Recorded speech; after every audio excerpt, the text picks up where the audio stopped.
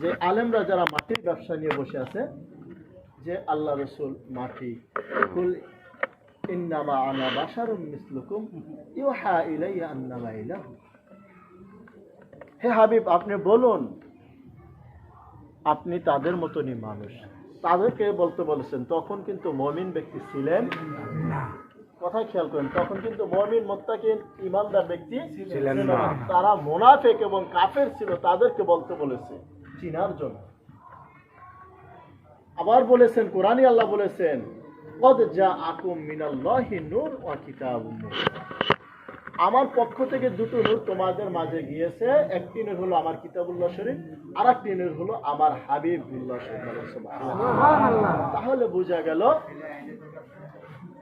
দুনিয়ার সকল সৃষ্টির আগে কাকে সৃষ্টি করেছে? আমার প্যারে হাবিব রাহমাতুল আলামিন নূরে মুজাসসামকে, ঠিক কিনা? এই জন্য বলেছেন রূহে ওয়াল জাসাদ। যখন বাবা আদম আলাইহিস সালাতু ওয়াস সালাম, যে আমি হাদিসটি নিয়েছিলাম, মাটি এবং পানি দ্বারা বিভক্ত ছিলেন, এক করা হয় নাই। এই যখন জগে পানি নেওয়া হয়, ওটার ভিতরে যখন চিনি ডালা হয়, লেবু দেওয়া হয়, তখন ওটাকে বলে কি লেবুর শরবত। প্রথমে বলে কি যে পানি, তারপরে যদি লেবু দেয়, চিনি দেয়, তখন ওটা কি হয়ে যায়? শরবত হয়ে গেল ওটা।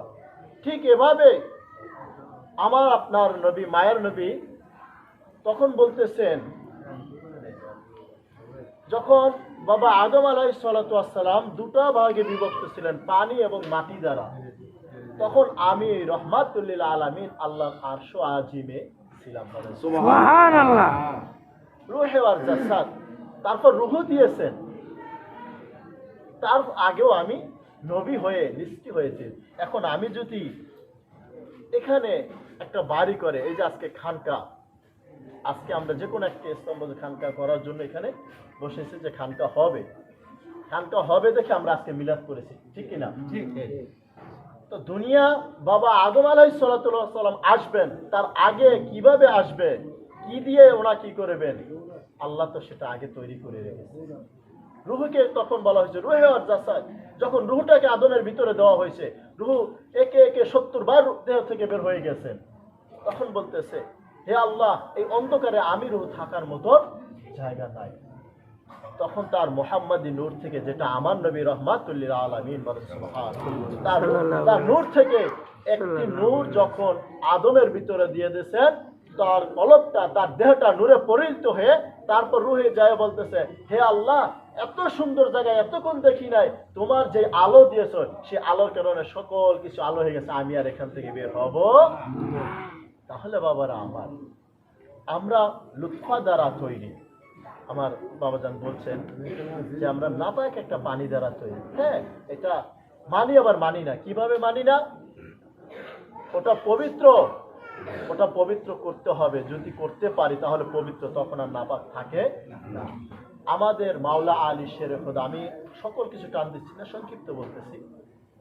এই পৃথিবীর বুকে যদি পবিত্র জায়গায় একজন ব্যক্তি জন্মগ্রহণ করেন, সেটাই আমার মাওলা আলী শেরে খোদা, ঠিক কিনা? জানেন কিনা আমি জানি না, আমাদের খলিফা সাহেব অবশ্যই জানেন। মাওলা আলী একমাত্র কাবা শরীফের ভিতরে জন্মগ্রহণ করেছেন, পবিত্র স্থানে পবিত্র হয়ে জন্মগ্রহণ করেছেন। আর আল্লাহ রাসূল বলেছেন, কাল হাসর পর্যন্ত, কাল কিয়ামত পর্যন্ত যতক্ষণ এই মাওলা আলীর রক্তের সাথে কেউ হায়াতে বায়াত গ্রহণ করবে, সে পবিত্রতা হয়ে যাবে। সুবহানাল্লাহ। আমরা বায়াতটা কোথা থেকে পেয়েছি? ইমাম হুসাইনের ছেলে জয়নাল আবেদিন থেকে আজকে মাইজভান্ডার পুরুষ বাবা সাইফুদ্দিন আহমেদুল্লাহ হাসান মাইজভান্ডার 31তম পুরুষ, ঠিক 31তম পুরুষ, ঠিক কিনা? তাহলে 31তম পুরুষ আমরা পেয়েছি, তাদের হাতে যে আমরা বায়াত গ্রহণ করে আমাদের দেহ, আত্মা, রূহকে সকল কিছু পবিত্রতা করে ফেলেছি। এই জন্যই তাহলে বায়াতের কাছে বায়াত গ্রহণ করতে হবে। যতক্ষণ পর্যন্ত আপনি বায়াতে রাসূল গ্রহণ না করবেন, ততক্ষণ পর্যন্ত আপনি পবিত্রতা না হলো, ওই আমার আব্বাজান যে কথাটা বলেছে নাপাক, ততক্ষণ পর্যন্ত আপনি নাপাকি থাকবেন, যতক্ষণ পর্যন্ত কোনো আপনি হক্কানি পীরের কাছে, যারা নবীর বংশের সাথে সংযোগ যাদের আছে, তাদের কাছে আপনি বায়াত গ্রহণ না করবেন। আল্লাহ সুবহানাহু ওয়া তাআলা সকলকে সেই রব্বুল আলামিন এবং রাহমাতুল লিল আলামিনের আহলে বায়াতের হাতে বায়াত গ্রহণ করার তৌফিক দান করে সকলে বলেন আমিন। বিশেষ করে এই খানকা শরীফ অবশ্যই বাবাজান কেবলা আজ নয় কাল সে উদ্বোধন করবে। তবে এর আগে আমরা সকলেই এই খানকার দিকে কাঁধে কাঁধ মিলাই লক্ষ্য রাখবো কিভাবে খানকাটাকে ফুটানো যায়।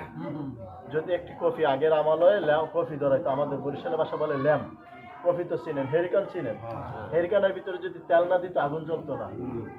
এখন এখানে একটা প্রদীপ ফুটাইছে, এটা যদি আপনারা তেল না দেন তাহলে এটা জ্বলবে না। তেল দিতে হবে কিভাবে? ওই যে তেল না, আমরা সবাই একত্রিত হয়ে কিভাবে এটা ফুটে ওঠে এভাবে আমরা সকলেই সহযোগিতা করে বুদ্ধি হোক, শ্রম হোক, যে যেভাবে হোক দিয়ে পাশে থাকবে ইনশাআল্লাহ। আল্লাহ সুবহানাহু ওয়া তাআলা সকলকে এই খানকার সাথে জড়িত থাকার তৌফিক দান করুন। সকলে বলেন আমিন। আখির দাওয়ানা আলহামদুলিল্লাহি রাব্বিল আলামিন। আসসালামু আলাইকুম ওয়া রাহমাতুল্লাহি ওয়া বারাকাতুহু। আমি একটা কথা বলবো।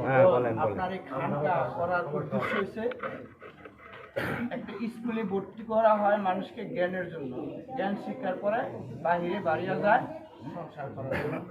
এই খানকা উদ্দেশ্য হইল এখানে এলেম শিক্ষা না, এটা আধ্যাত্মিক শিক্ষা, আল্লাহর ওলি হয়ে বাড়বে। খানকাটা এমন জটিল, মূল মাইজবান্ডার দরবার থেকে আহলাবাদ নিছেন, আর এখান থেকে আপনার আল্লাহর ওলি সৃষ্টি হবে যার যার আমল গুণে। আর যদি বিশৃঙ্খলা করেন, এটাকে পবিত্রতা রক্ষা না করেন, এখানে আমাদের অনেক এলাকায় অনেক খানকার মধ্যে কিন্তু খানকা হিসাবে এটা ধরে রাখতে পারে না। আপনারা আমার কথা কিছু মনে রাখেন না, যেহেতু খানকা করতেছেন, এই খানকাটা করার পরে ইবাদত করার পরে যেন একটা অলি তৈরি হয়, সেই উদ্দেশ্য যেন আপনার নলেজে থাকে। আপনাকে এই কথাটা আমি বলে গেলাম, এদিকে খেয়াল করে আপনি কার্যক্রম করে যাবেন। আমার আর কোনো আলোচনা নাই, আমি আপনাদের কাছে ক্ষমা চাচ্ছি বিরক্ত করার জন্য।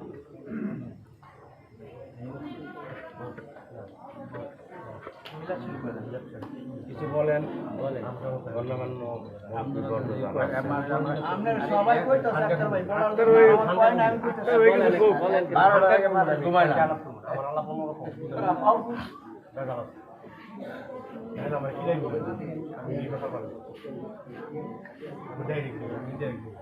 আচ্ছা ঠিক আছে। আল্লাহ